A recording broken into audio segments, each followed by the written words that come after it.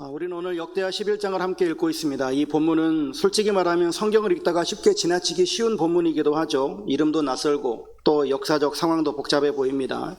그러나 이 말씀 안에는 오늘날의 상황과 우리가 살아가는 세상과 너무나 많이 닮아 있는 그런 거울과도 같은 그런 본문이지 않나 싶습니다. 르호보암의 어리석음으로 인해서 12지파 가운데 10개 지파가 북쪽으로 떠났고요. 남쪽에는 유다와 베냐민만 남았습니다. 분열은 언제나 아픔을 남기죠. 정치적 분열은 전쟁을 부를 때가 많고, 가정의 분열은 상처를 남기죠. 교회의 분열은 하나님의 영광을 가리게 되어집니다.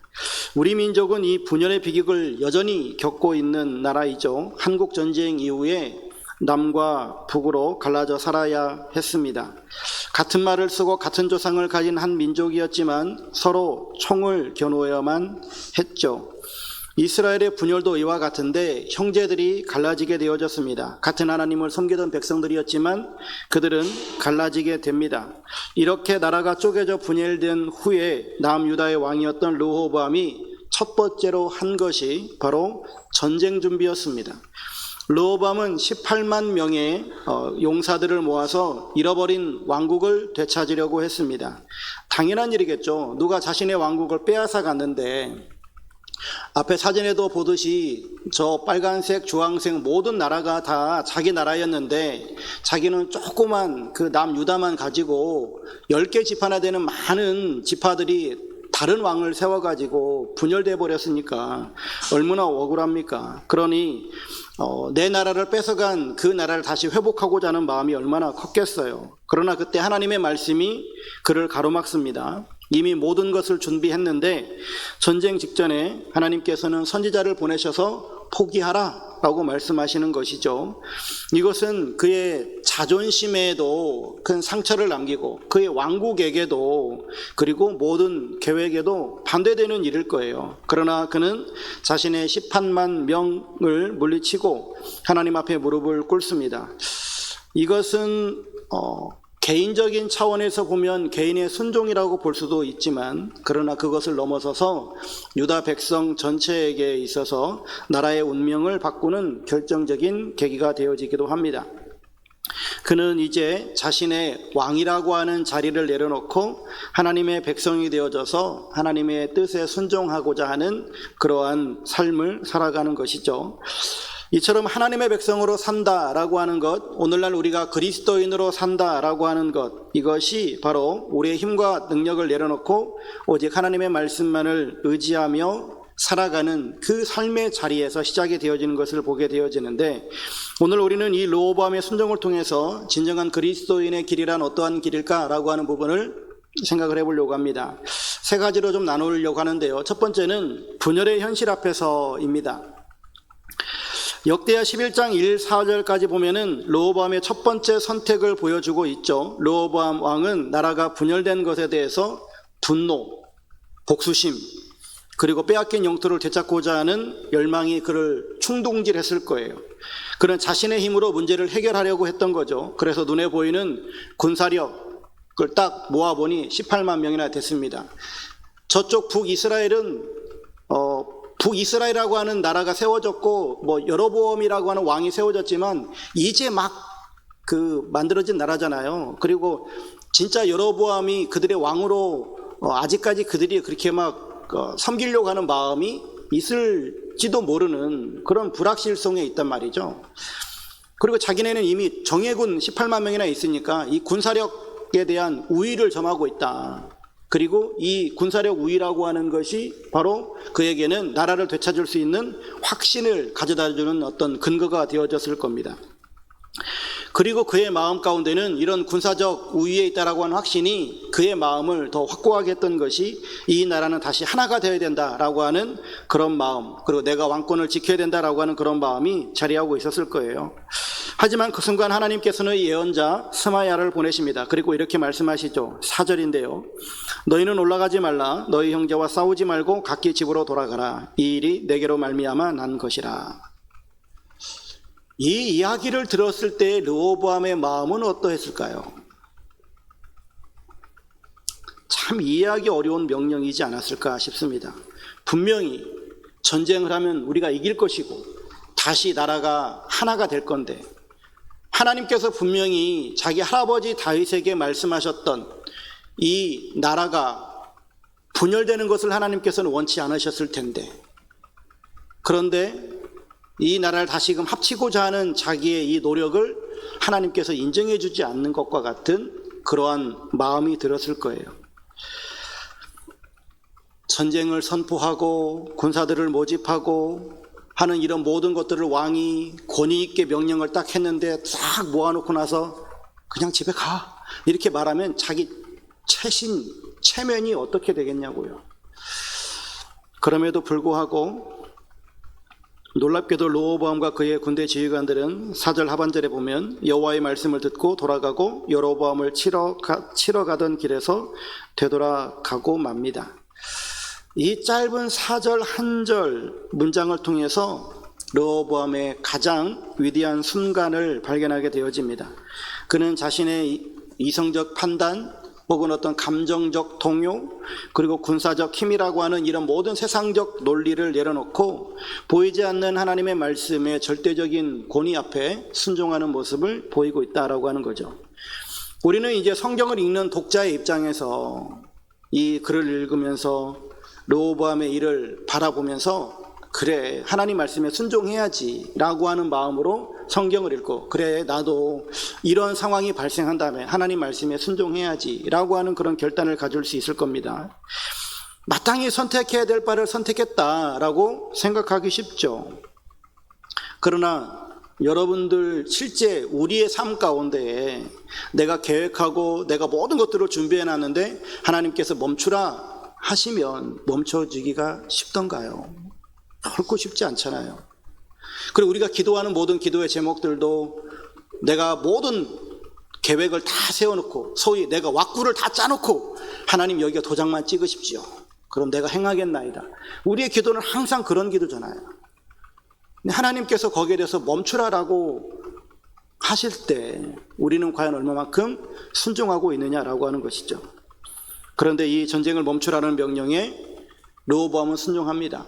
결국 이 말씀을 통해서 우리가 깨닫는 것은 하나님께서 르호보암에게 주시는 말씀이 너의 왕권도 너의 계획도 네가 준비하는 이 전쟁 모든 것들도 다 내 손 안에 있다. 이 지금 나라가 분열되는 이런 모든 상황들조차도 내 계획 아래에 있다 라고 하는 것이 바로 하나님의 뜻이었다라고 하는 것이죠. 그 하나님의 주권을 르호보암이 받아들이고 순종하게 되어진 것이다 라고 하는 겁니다. 르호보암의 순종은 결국은 하나님의 주권을 인정했기 때문인 것이죠. 하나님의 주권 앞에 무릎을 꿇었기 때문에 이러한 일들이 가능했을 겁니다. 우리도 르호보암과 비슷한 상황 가운데 놓여지게 되어질 겁니다. 르호보암에게 나라가 분열되어지는 이런 아픔이 있었던 것처럼 우리도 살면서 여러 가지 갈등에 휩싸일 때가 많이 있죠. 누군가와 갈등을 벌이고 누군가 분열이 되어지고 다툼이 생길 때가 있을 겁니다. 그럴 때 우리는 어떻게 하나요? 본능적으로 우리는 싸우고 싶어 합니다. 그리고 그 싸움에서 우리는 이기고 싶어 하죠. 억울하면 변명하고 공격당하면 반격하고 무너진 것을 다시 세우고 싶은 것이 인지상정 아니겠습니까? 누구나가 다 똑같은 상황이죠. 우리는 우리의 논리 그리고 우리의 경험 이런 것들을 무기 삼아서 우리에게 상처 준 사람에게 복수하고자 합니다. 우리는 소위 눈에는 눈, 이에는 이 이런 말씀을 읽으면 어떻게 이렇게 잔인할 수가 있냐? 그게 잔인하다고요? 절대 그렇지 않죠. 우리는요, 누군가가 내 팔을 부러뜨리면 나는 그 사람의 팔다리를 부러뜨려야 속이 시원하지. 누가 내 팔을 하나 부러뜨렸다고 나도 그 사람에게 팔 하나만 부러뜨리면 쌤쌤인데 왠지 억울한 것 같은데 이런 마음 들잖아요. 우리는 더 보복하고 싶어 하는 것이 우리 마음이에요. 그런데 그런 마음조차도 다 내려놓고 하나님께서 멈추라라고 말씀하실 때 이게 결코 쉬운 일이 아니다라고 하는 겁니다. 우리가 이 말씀을 묵상하면서 우리의 삶이 내 계획대로 되지 않을 때 우리는 그 안에 하나님의 더 큰 뜻이 숨겨져 있음을 깨달아야 할 줄로 믿습니다. 그리고 우리가 이 깨달음에서 더 나아가서 하나님의 더 큰 뜻이 있음을 믿고 그리고 하나님 앞에 하나님의 뜻을 구하는 자세를 가지고 나아가야 할 줄로 믿습니다.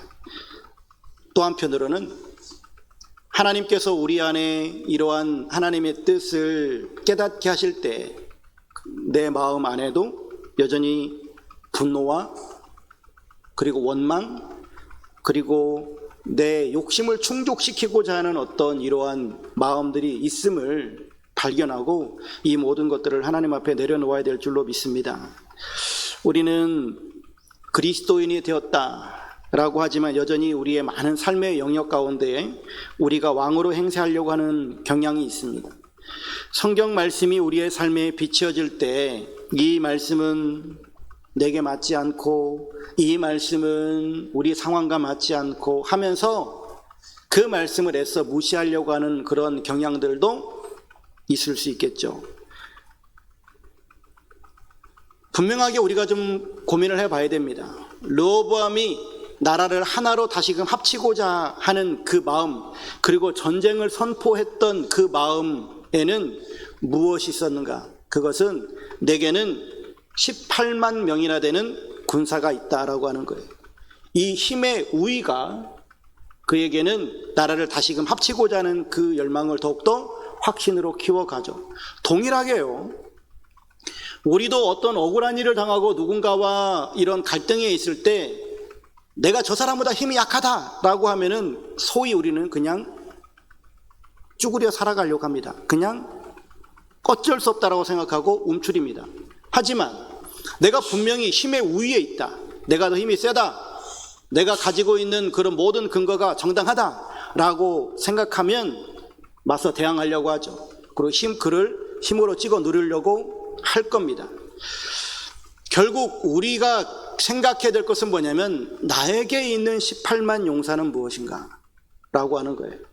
르호보암에게 있었던 그 18명 용사처럼 나에게 있는 18만 용사는 무엇인가.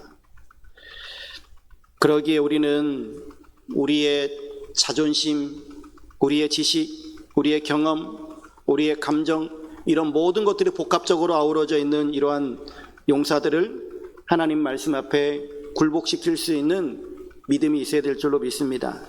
그러기 위해서 우리는 매일 말씀을 묵상하고요. 그 말씀이 우리의 삶을 이끌어가고 우리의 삶의 이정표가 되어야 될 줄로 믿습니다. 또한 매일 기도와 찬양을 통해서 우리의 연약함을 하나님 앞에 고백하고 말씀 앞에 순종할 수 있는 은혜를 베풀어 달라고 기도해야 되겠죠. 그리고 혹여라도 갈등이 일어나는 상황이 발생했다면 하나님께서 무엇라 말씀하시는지를 겸허히 듣고 그리고 복음의 화해를 선택할 줄 아는 그러한 믿음의 발걸음을 걸어가야 할 줄로 믿습니다. 두 번째로는요, 믿음으로 남은 자들에 관한 부분인데 5절에서 17절 보면 두 부분으로 나누어집니다. 5절에서 12절은 르호보암이 유다의 성읍들을 견고하게 건축하는 장면을 묘사합니다. 국방을 강화하고 식량을 비축하고 군대 지휘관들을 임명하죠. 그리고 13절에서 17절은 북이스라엘로 갔던 레위인과 제사장들이 예루살렘으로 돌아왔다라고 하는 겁니다. 13절과 17절을 좀 중심으로 좀 살펴보려고 하는데요. 북이스라엘 왕 여로보암은 백성들이 남유다의 예루살렘의 성전이 있잖아요. 그러니까 나라는 갈라졌지만 그들이 가지고 있는 신앙은 여호와 신앙이기 때문에 그들은 그 여호와 하나님 앞에 제사를 드리기 위해서 예루살렘으로 간단 말이죠. 근데 여로보암이 보니까 백성들이 절기 때마다 예루살렘에 출입하기 시작하면 백성들이 자기를 떠날 것 같은 거예요. 다 남쪽으로 내려가서 살 것 같단 말이죠. 이게 두려운 거예요. 그래서 여로보암 왕이 단과 베델에다가 우상을 만들어 놓습니다. 금송아지를 만들어 놓고 이것이 너희를 애굽 땅에서 인도하여 낸 너희의 신이다 라고 선포합니다. 여로보암은 정치적 야심, 자기의 나라를 견고하게 하고자 하는 그런 마음 때문에 하나님을 거역하는, 하나님의 말씀을 배반하는, 예배를 파괴하는 행위를 하죠. 그리고 단과 베델에다가 우상을 만들어 놓고 지금까지 여호와 신앙을 섬기고 있었던 그 제사장들 레위인들을 다 그냥 파직해 버립니다. 그리고 원하는 사람은 제사장이 될 수 있도록 해요. 그렇게 해서 하나님께서 분명히 레위 지파를 통해서 제사장이 승계가 되도록 했었는데 그 모든 것들을 파괴시키고 그냥 엉뚱한 사람들을 제사장으로 세우게 되어졌다라고 하는 겁니다. 이런 일들이 발생하니까 레위인과 제사장들은 도저히 자기네들이 받아들일 수가 없는 거예요. 자기들도 르호보암 왕이 너무 마음에 들지 않아서 북쪽으로 왔지만 하지만 여로보암이 하는 그런 모든 행태는 르호보암이 정치적으로 자기들을 심하게 하겠다라고 하는 보다 더 심한 하나님을 섬기지 못하게 하는 그런 것들을 보고 여기는 아니다라고 생각한 거죠. 그래서 북쪽에 있었던 레위인과 제사장들이 남유다로 내려오기 시작합니다. 그들은 하나님을 예배하는 진정한 예배자였던 것이죠. 하나님을 찾는 자들이었다라고 하는 겁니다. 거짓 예배에 타협하지 아니하고 오직 하나님과 진실한 관계를 맺고자 했었던 남은 자들이었다라고 하는 겁니다. 르호보암의 왕국은요, 밑에 남유다 르호보암의 왕국은 군사적 힘뿐만 아니라 오직 하나님만을 예배하려고 했었던 예배자들의 순전한 마음으로 하나가 되어지기 시작하는 겁니다. 성도 여러분, 역사는 언제나 남은 자 때문에 이어져 갑니다. 노아 시대에 남은 자가 있었기 때문에 인류가 이어져 갔고, 바벨론 포로 시대에는 다니엘의 새 친구와 같은 이런 사람들 때문에 신앙이 이어져 갔고, 바벨론 포로 시기뿐만 아니라 초대교회 때에는 핍박 가운데도 복음을 붙던 남은 자들 때문에 교회가 세워졌습니다. 이렇게 남은 자들이 있었기 때문에 교회가 세워지는데, 그런데 여러분, 오늘날 우리의 사회를 한번 보십시오. 현대 사회는요, 하나님을 정말로 예배하려고 하는, 그리고 하나님의 신앙으로 굳건히 서려고 하는 이런 남은 자들이 물론 있겠지만, 현대의 어떤 이런 사회의 흐름들이 보게 되어지면 편리함을 최고의 가치로 추구합니다. 그래서 기술 문명도 정말로 편리함을 추구하는 사회로 바뀌어지죠. 그런데 믿음 생활조차도 편리함을 추구합니다. 그래서 나만을 위한 예배, 나만을 위한 말씀, 나만을 위한 신앙생활이 만연되어져 있어요. 그래서 신앙생활조차도 편리하게 하려고 하는 이런 경향들이 뚜렷해지고 있어요. 여러분, 신앙은 편리함이 중요한 것이 아니고요, 하나님 안에서 거하는 삶, 하나님과 동행하는 삶, 거기에 때로 희생과 헌신이 있다 할지라도 그 희생과 헌신을 기꺼이 감내하는 이러한 삶이 되어야 될 줄로 믿습니다. 북이스라엘 여로보암이 금송아지를 만들어낸 이유도 편리함이었어요. 물론 거기에는 복합적인 정치적 야심이 있습니다. 남유다로 내려가지 못하게 하고자 하는 정치적 야심이 있었지만, 그 우상을 만들어 놨을 때 백성들이 그것을 좋게 여긴 것은 편리했기 때문이에요. 저 먼 남유다까지 안 가고 내 집에서 가까운 단과 베델을 선택해서 그곳에 아무데나 가가지고 제사할 수 있으니까. 결국은 북이스라엘 사람들도 편리함 때문에 그냥 그것을 받아들이게 되어진 것이죠. 그러나 여러분, 진정한 신앙은 불편함을 기꺼이 감수할 줄 아는 것입니다. 진정한 믿음의 사람은 형식적인 예배가 아니라 정말 삶의 모든 영역에서 하나님을 예배하고 고백할 줄은 아는 믿음인 줄로 믿습니다. 오늘 우리는 정말 그렇다면 남은 자인가, 우리가 우리 자신을 한번 돌이켜봤으면 좋겠습니다. 세상이 아무리 돈을 택한다 할지라도 나는 믿음을 택할 줄 알고, 세상이 아무리 편한 길을 택한다 할지라도 나는 십자가의 좁은 길을 걸을 줄 알고, 세상이 아무리 타협한다 할지라도 나는 복음을 붙잡고 걸어가는 이러한 신앙생활을 해야 될 줄로 믿습니다. 혹시 여러분의 삶에 편리함, 나만을 위한 이런 신앙생활, 여로보암의 금송아지가 숨겨져 있지는 않는지 우리 자신을 돌이켜보면서 주님과의 관계보다 더 중요하게 여기는 물질적 가치관이 혹 내 안에 있는가? 아니면 신앙을 형식적으로 만들어가는 습관들이 내 안에 혹 자리 잡고 있지는 않는가? 돌아보고 우리의 신앙이 진정으로 견고해지기를 원한다면 내 안에 이 편리함을 추구하는 이 금송아지를 깨뜨려야 될 줄로 믿습니다. 제사장과 레위인들처럼 세상이 주는 모든 편리함을 포기하고 오직 하나님께로 나아가는 이런 용기를 내시고 세상의 유행을 따르지 아니하고 오직 말씀이 가리키는 십자가의 길을 걸어갈 줄 아는 여러분들의 삶이 되시기를 주의 이름으로 축원합니다.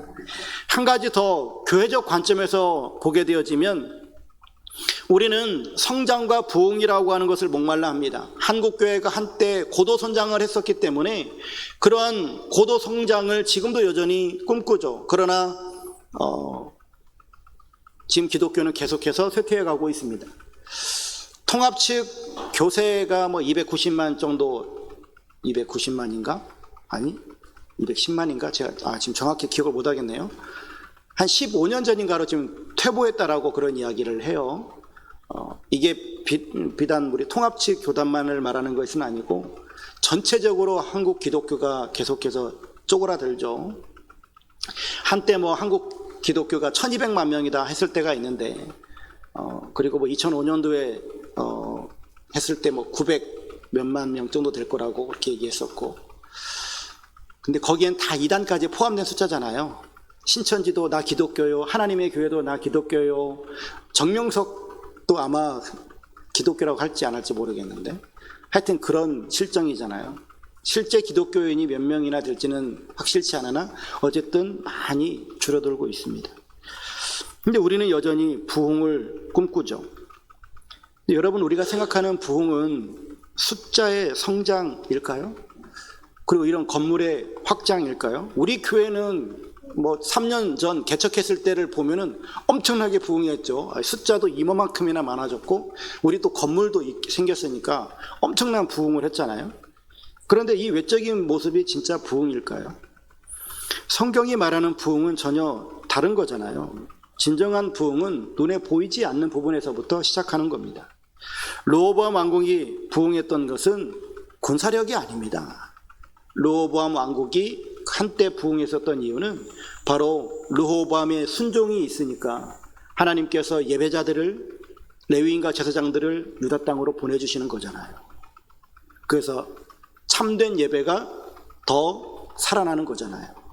그러니까 이렇듯이 우리 안에 진정한 부흥이라고 하는 것은 하나님을 향한 순전한 마음이 회복될 때 일어나는 줄로 믿습니다. 한 사람 르호보암이 하나님 말씀에 순종하니까 수많은 영혼들이 주님께로 돌아오게 되어지는 거죠. 이게 진정한 부흥인 것이죠. 내 힘으로 공동체를 부흥시키려고 하는 어떤 노력이 아니라 우리가 하나님 말씀에 순종하려고 할 때 하나님께서 우리의 삶 가운데에 들어오시고, 그리고 그 모든 영혼들이 하나님 말씀에 순종하는 이러한 모든 삶이 정말 하나님 앞에 순전하고 신실한 믿음으로 나아가는 삶으로 이어질 때 그 순종이 공동체를 변화시키는 건 줄로 믿습니다. 오늘 내 힘으로 공동체를 부흥시키려고 하는 애씀 대신에 내게 있는 18만 명의 군사력을 십자가에 못 박고 말씀에 순종하는 이런 용기를 내는, 그리고 말씀에 순종함으로 말미암아 하나님의 부흥을 경험하는 복된 삶이 되어야 될 줄로 믿습니다. 마지막 세 번째는요, 견고한 성읍입니다. 참된 유산이 무엇인가에 대한 말씀인데, 르호보암은 가족사를 언급합니다. 그의 왕국이 더욱 견고해졌음을 보여주고, 르호보암은 여러 아내와 많은 자녀를 두었지만 그는 지혜롭게 행동하여서 자녀들을 분산시키고 있습니다. 아마도 이러한 조치는 할아버지 다윗의 때에 있었던 압살롬의 반역, 아도니아의 반역, 이러한 것들이 영향이 있을 것이고, 자기 아버지 솔로몬이 얼마만큼 위험하게 왕이 되어졌는가라고 하는 것을 알았기 때문에 이러한 조치를 했을 거예요. 그래서 왕자들을 한 곳에 모아두면 왕위 계승 때문에 권력 다툼이 일어날 것이고, 자기 아버지 솔로몬 때에 소위 자기의 큰아버지들이 어떻게 그런 왕자의 난을 벌였는가를 너무나 잘 알고 있으니까, 그래서 아마도 그런 권력 다툼을 피하기 위해서 왕자들을 전략적으로 이렇게 견고한 성읍에 흩어 보냈을 겁니다. 그래서 왕실 내부의 분쟁을 막고 각 지역을 통치하도록 함으로 말미암아서 왕국의 안정성을 도모했을 거예요. 참 지혜로운 선택이죠. 르호보암은 자기 나라가 안정된 나라가 되길 원했을 겁니다. 그리고 그 안정된 나라를 자기 아들에게 물려주고 싶어서 아마 이런 조치들을 했을 거예요. 오늘날 우리는 우리의 자녀들에게 정말 유산을 남겨주고 싶어 하죠. 좋은 유산을 남겨주고 싶어 합니다. 그래서 자녀들에게 좋은 학벌을 가질 수 있도록 열심히 뒤치다거리하고, 그리고 그가 좋은 직장에 들어갈 수 있도록, 그리고 풍족한 재산을 물려주려고 했습니다. 그런데 세상의 가치관으로 쌓아 올린 유산들이 때로는 분쟁과 갈등의 씨앗이 되어지기도 하죠. 참된 유산이 무엇인가? 참된 유산은 오늘 본문 속에 나와 있는 말씀처럼 견고한 성읍, 즉 견고한 공동체여야 된다라고 하는 부분을 우리가 좀 묵상을 해보려고 합니다. 르호보암 왕국이 견고해진 이유는요, 하나님을 찾는 제사장들과 레위인들, 그리고 신실한 백성들이 모였기 때문입니다. 그들은 단순히 정치적 동맹을 맺은 것이 아니라 하나님 안에서 한 마음으로 하나님을 예배하는 복음 공동체를 세웠기 때문이었다라고 하는 거죠. 이 공동체가 바로 르호보암이 물려줄 수 있는 가장 귀한 유산이었다라고 하는 겁니다. 마찬가지로 오늘날 우리가 우리의 자녀들에게 가장 귀한 유산을 물려줄 수 있어야 될 텐데, 그것은 복음으로 묶인 교회 공동체여야 하겠다라고 하는 거예요. 내 자녀에게 좋은 믿음을 물려주는 것 너무나 귀한 일이죠. 하지만 그 혼자서 믿음 생활 해나가기는 너무나 어려운 거예요. 물론 우리가 예수 믿고 천국 가는 것만 생각하면 교회가 뭐 필요가 있습니까? 교회 안 다녀도 천국 가는 데는 지장이 없을 수도 있어요. 혼자서 예수 잘 믿으면 되죠. 그럴 수도 있어요. 그런 하나님께서 왜 교회를 세우셨습니까? 예수 그리스도를 교회의 머리로 세우시고 우리를 왜 각 지체로 세우셨나요? 우리가 함께 지어져 가기를 원하시기에 교회를 세우신 거잖아요. 그래서 교회를 세워서 우리 모두가 다 서로 유기적 관계 속에 있고, 서로가 서로에게 영향을 주면서 서로가 돕고 서로를 섬기면서 우리가 서로 건강하게 자라가도록 하나님께서 우리를 교회 공동체로 묶어주신 줄로 믿습니다. 그래서 우리가 정말로 이 견고한 성읍, 견고한 공동체를 이루는 것이, 즉 에베소서에도 말씀하시는 것처럼 우리가 성령으로 하나 되기를 힘쓰는 이러한 일들을 해 나아갈 때에 우리는 참된 유산을 물려주게 되어질 것이고, 그리고 이 유산을 통해서 한국 교회와 또한 세계 교회는 점점 부흥이 되어져 갈 줄로 믿습니다. 우리 자신과 우리의 자녀들이 말씀 위에 굳건히 선 이 복음 공동체를 이루어 갈 수 있도록 우리가 늘 주님 안에서 신실한 믿음의 길을 걸어가야 될 줄로 믿습니다. 결론인데요, 십자가의 역설 순종의 축복이라고 하는 그런 결론에다가 주제를 하나 적어놔 봤는데, 르호보암은 18만 용사를 이끌고 승리를 쟁취할 수도 있었을 겁니다. 하지만 그는 그 모든 것들을 내려놓고 말씀에 순종합니다. 그런데 이 순종으로 말미암아서 하나님은 그에게 세상이 줄 수 없는 참된 견고함과 부흥을 선물로 주시죠. 우리는 이 르호보암의 순종을 통해서 우리 삶의 십자가를 보았으면 좋겠습니다. 십자가는 우리의 자존심을 버리고 욕심을 내려놓고 우리의 힘을 포기하는 자리입니다. 그러나 그 자리에서 우리는 하나님의 놀라운 은혜와 능력을 경험하게 되어질 줄로 믿습니다. 르호보암이 십자가를 졌을 때 군사적 승리 대신에 영적 부흥을 맛보았던 것처럼 우리의 삶에 르호보암을 내려놓고 하나님의 주권적인 통치 아래서 참된 안식과 부흥을 맛보는 여러분들의 삶이 되시기를 주의 이름으로 축원합니다. 이 시간에는 우리 주제 대화를 좀 나누고자 합니다. 나눔의 시간인데 앞에 세 가지 일을 적어놨습니다. 나를 왕으로 만들고 있는 18만 명의 용사들은 무엇일까? 나는 세상의 편리함을 추구하고 있는가? 불편함도 기꺼이 감수하는 십자가의 길을 걷고 있는가? 또 나는 어떤 유산을 남기고자 하고 있는가 하는 이런 부분들 다 할 필요는 없고요. 하고자 하시는 내용들을 함께 아까처럼 다시금 나누시면 되겠습니다.